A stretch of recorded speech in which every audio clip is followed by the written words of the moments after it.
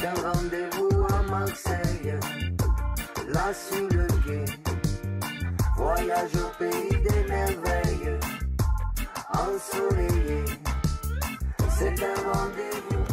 On va pas y aller par 4 chemins à Marseille, mais par un 5e chemin qui est celui du jeu de piste que vous nous proposez. Oui, un jeu de piste grâce à Sophie Calle. Vous savez, Sophie Calle, cet artiste qui n'avait jamais eu vraiment une grande exposition en région. Marseille lui offre cette possibilité en lui mettant à disposition 5 musées. Alors, Sophie Calle, pour décrire son œuvre, c'est un peu l'art, c'est sa vie, et l'art de vivre pourrait bien lui aller. C'est-à-dire que ça va dans les sens. C'est un pont entre la vie et l'art. Ces disciplines artistiques ne sont que finalement des petites notes de ce qu'elle a vécu, qu'elle parsème un peu partout. Et puis quand c'est pas sa vie, c'est la vie des autres qu'elle suit. Mais en tout cas, on arrive à rentrer dans l'intimité de sa propre vie et les personnes qu'elle a réussi à suivre. Par exemple, elle avait fait des photos comme ça de gens, d'inconnus qu'elle avait suivis pour imaginer quelle était leur vie. Alors là, dans ces 5 musées, ce qui est intéressant, c'est qu'elle a comme ça créé justement ce jeu de piste en mettant quelques objets,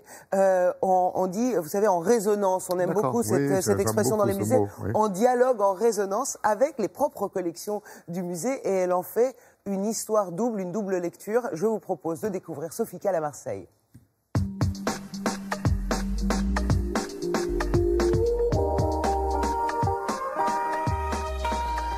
L'exposition Sophie Calle 5, comme son nom l'indique, est un véritable jeu de piste, un parcours, c'est-à-dire que le visiteur va s'apparenter peut-être à un détective.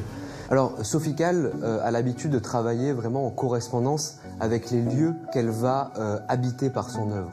Et l'exemple le plus flagrant, c'est vraiment le musée Grobet-Labadier. Ce lieu, donc, a une âme, et Sophie Calle s'est immiscée vraiment dans le mobilier même de cet espace et a positionné tous ces objets personnels à la manière d'un roman policier. C'est-à-dire que vous avez un objet, un petit numéro, et à chaque numéro va correspondre un texte imaginé, écrit par l'artiste, qui raconte son histoire. Attention, pas de fiction chez Sophie Calle, tout est vrai. Ce lit calciné, par exemple, a appartenu à Sophie dans sa jeunesse, et lorsque sa mère a mis en location l'appartement, la locataire s'est immolée. Sophie Calle, donc, a été absolument marquée par cet événement et propose ici de le rejouer. Il y a cette robe de mariée très belle, cette robe rouge.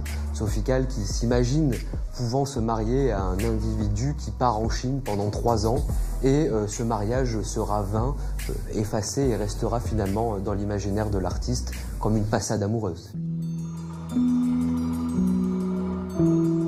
Au Muséum d'histoire naturelle, où ici les petites annonces du chasseur français, histoire amoureuse, sont placées dans les vitrines au milieu des animaux empaillés. L'œuvre Rachel Monique, qui évoque la mort de sa mère, a été réinterprétée avec les meubles du musée du Vieux-Marseille dans la chapelle, donc, qui est un lieu historiquement religieux du centre de la Vieille Charité. Dans cette chapelle, pour lui rendre hommage, apparaît cette girafe, une forme de réincarnation, on pourrait dire. Apparaît également dans cette chapelle ce mot très discret, souci, le dernier mot qu'employa sa mère à ses proches, leur demandant de surtout ne pas se faire de soucis. Ce qui a déterminé ce parcours, c'est la rencontre entre une œuvre qui existait et sa réinterprétation dans un lieu. Alors, chaque proposition est indépendante, c'est d'ailleurs pour ça qu'il n'y a pas de début, il n'y a pas de fin. Après, ça donne envie aux visiteurs de voir les autres propositions sur un autre mode. Ça a permis aussi à des visiteurs et même des Marseillais de découvrir des musées dans lesquels ils n'étaient pas allés. Et je crois qu'on n'a jamais eu autant de succès avec un billet couplé qui permet de visiter les 5 expositions. Donc ça aussi, ça fait partie de notre succès.